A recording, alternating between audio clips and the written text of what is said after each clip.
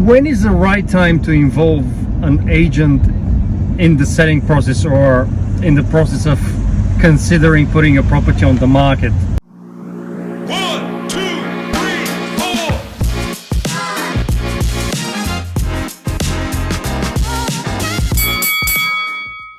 4. Hi everyone, this is episode number 11 of Property Jabs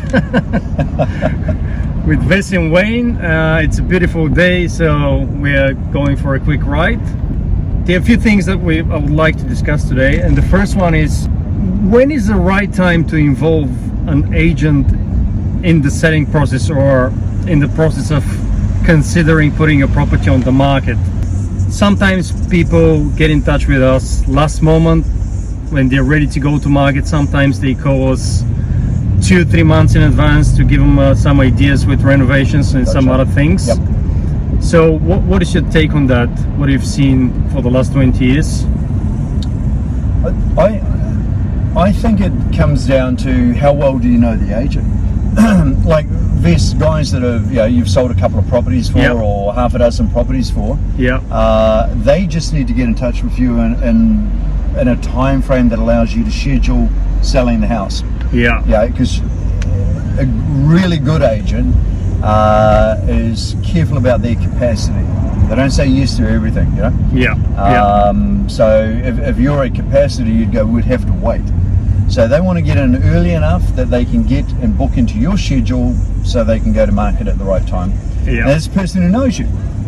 Now the person who doesn't know the agent or any agent, I reckon they should get to know the agent a year in advance, even longer. Wow. Yeah, because you're trying to guess what this person's like. The person who's already sold with you, they love you, they know what you like. They know exactly how the service runs and what the result will look like.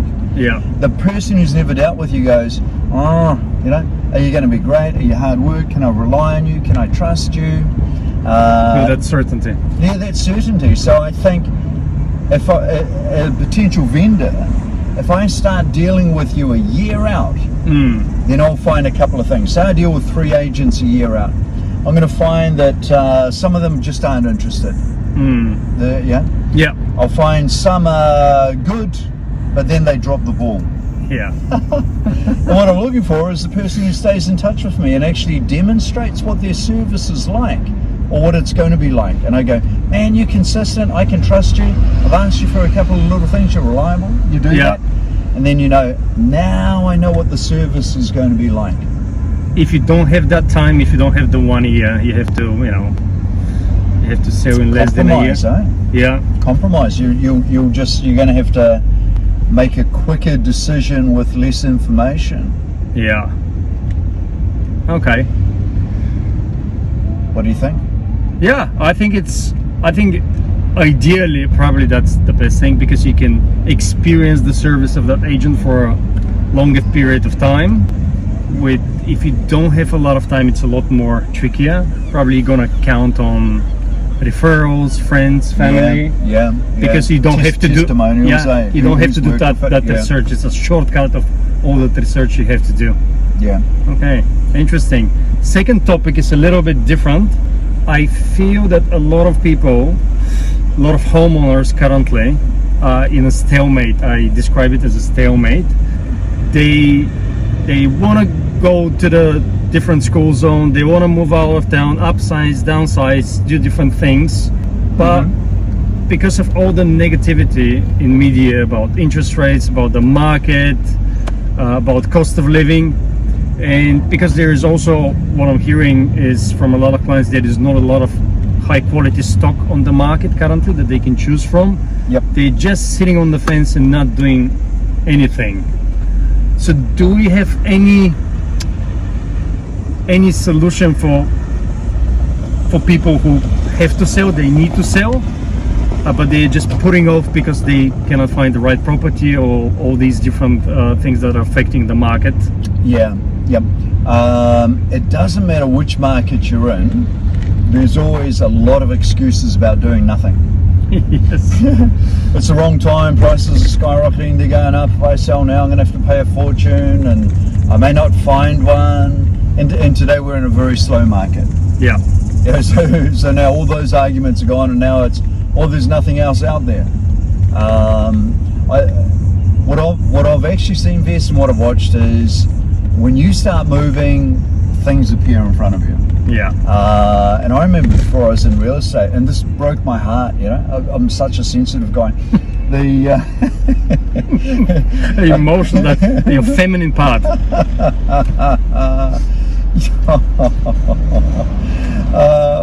I'm not going to make a gender joke, we'll be in all sorts of trouble. But I'd found a house, made an offer on it, missed out or whatever, you know, and it was my dream house. And the agent made this thing which really upset me at the time, you know, hurt me. And the agent said, oh, don't worry, I know it's your dream house. Yeah, a dream house comes up every 2 weeks. Wow. And I was like, nah, this is the one. You know, I'd missed out on it. Guess what? 2 weeks later, the dream house appeared again. So when you're in the mode, they arrive. When you're not in the mode, you see the negatives, like, oh, they're all asking too much, they're not selling, or there's not enough. But actually, once you free yourself up and step forward, you'll be very surprised that it actually unfolds in front of you. I don't know how. I take the bays. 19,000 houses in the bays. So if somebody's saying to me they can't find a house in the bays, saying, well, that's impossible, there's 19,000 there. So there's always property on the market. And if there isn't, find a great agent, pick the ones you like and ask them to knock on the door and see if the owner wants to sell. Yeah. It's just better for some people to make a decision, to be quicker to make a decision instead of sit and wait and not doing anything. I like in this market, because we know where the trend sits. Yeah. I like in this market that my clients are going to be sold, cashed up, and a cash buyer ready to go forward. Yeah. Cash is king. You'll get the first crack at a property. And if you've got cash and conditional offer competing together, the cash doesn't even have to be as much, and it will still win. So if you're cashed up and ready to go, you will be able to pick the eyes out of the market. Best properties, any market, best properties are auction. Yeah. Even when agents are scared of auctions, the best properties are still auction. So, and that's where cash is king. Yeah, I just had an example. I had an offer fallen over because the purchaser had a condition house to sell, and my clients said, no, it's too risky. We would have accepted less if it was a cash offer. Yeah. It's just too much risk involved in waiting for another 4 or 5 months for that property to sell. See, I've always, in any market, I've always liked my vendors having sold first, before they go shopping. And for this basis, this is a market, when you sell, you won't get as much as you thought.